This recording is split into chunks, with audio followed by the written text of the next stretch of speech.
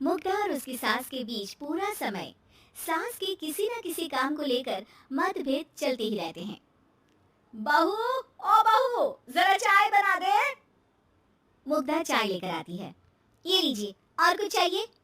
अरे नहीं, बस चाय पीने का मन था। जाओ, तुम दूसरा काम करो। चाय पीने के थोड़ी देर बाद सास दोबारा मुग्धा को आवाज लगाती है।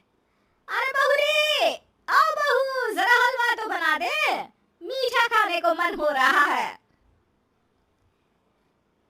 इसी तरह मुग्धा की सास पूरा समय कोई ना कोई काम बताकर उसे रसोई से बाहर तक निकलने नहीं देती। कभी चाय, कभी हलवा, कभी पानी तो कभी दूध, हर समय खाने को चाहिए और उसके लिए अपने हाथ पर बिल्कुल नहीं लाने। परेशान किया हुआ है इन्होंने।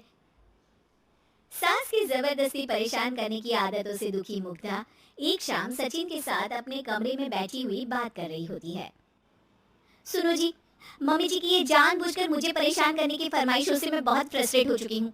पूरे दिन में एक सेकंड का आराम नहीं मिलता। रसोई से बाहर कदम रखती नहीं कि बहू ये बना दे, बहू री वो बना दे। अरे इनकी फरमाइशें चलती रहती है। अरे मुग्धा, माँ खाने की शौकीन है, पर उम्र हो चली है, खुद खाना नहीं बना सकती, इसलिए तुमसे बोलती है। अरे तो शौक भी उम्र देख कर रखने चाहिए ना।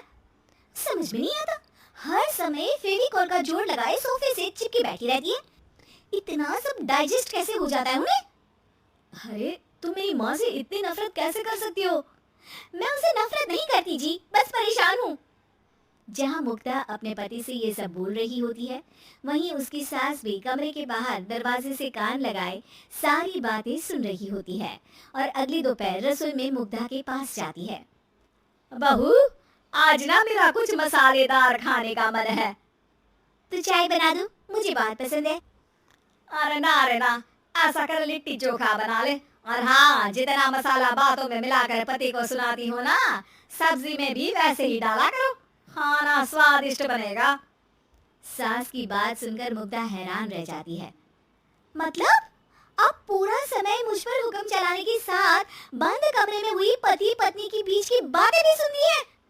अरे बात जब मेरी थी तो सुनने में क्या दिक्कत है? ये कहकर सास वहां से चली जाती है। अरे अब तो हद पार हो गई, इस तरह से तो ये मेरा जीना मुश्किल कर देंगी। मुग्धा सास की हरकतों से परेशान उसका हल सोचने लगती है और इसी तरह कुछ दिन बीत जाते हैं, जिसमें सास का जन्मदिन आता है।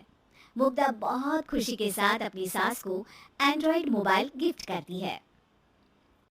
मम्मी, आपको सबसे बात करने के लिए बहुत दिक्कत होती है ना?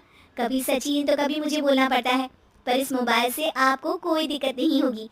एक जगह बैठे बैठे बहुत कुछ कर सकती हैं अब आप। मोबाइल देख सासू माँ खुश हो जाती है, पर उसे इस्तेमाल करना तो आता नहीं, इसलिए साइड में रख देती है। जिसे देख मुग्धा घर का सारा काम छोड़ मोबाइल सेट कर सास को इस्तेमाल करना सिखाने लगती है, जिसके बाद अब सास पूरा समय मोबाइल में ही लगी रहती है। हाय, जब से मम्मी को मोबाइल मिला है मेरी लाइफ में कितनी शांति आई है। अच्छा है, इसी तरह बिजी रहे तो मैं भी सुकून की जिंदगी जी पाऊंगी। अब मुग्धा जब मन करे काम करना, जैसा चाहे वैसा खाना बनाकर खाना, पूरा समय रिलैक्स और खुश रहने लगती है। क्या बात है, आजकल तुम बहुत चहक रही हो। अरे मम्मी जी से छुटकारा जो मिला है, अब ना फरमाइशें ना छुप छुप कर बातें सुनना। अच्छा, तो मोबाइल गिफ्ट करने की ये स्कीम थी। इसी तरह दिन बीतते हैं और अब मोबाइल पर लगी सास फरमाइशों की जगह सवालों के लिए बहू को आवाजें लगाना शुरू कर देती है। अरे बहू सुन तो, देख जरा किसी का फोन क्यों नहीं मिल रहा? रिचार्ज खत्म हो गया है, पर अभी 4 दिन पहले ही तो मैंने किया था, इतनी जल्दी कैसे खत्म हो गया? अरे मैंने कल तेरी कनाडा वाली मौसी सास से 3 घंटे बात की थी ना। क्या? इतना महंगा तो मोबाइल भी नहीं आया जितना महंगा इसका रिचार्ज पड़ रहा है। इसके बाद तो जैसे मुग्धा के दिन की 24 घंटे में से 20 घंटे सास के पास उनके मोबाइल रिलेटेड प्रॉब्लम सॉल्व करने की ड्यूटी ही बन जाती है। अरे मुग्धा, ये मोबाइल में अचानक तेरी मौसी सास की शक्ल क्यों दिखने लगी? और ये तो हिल भी रही है।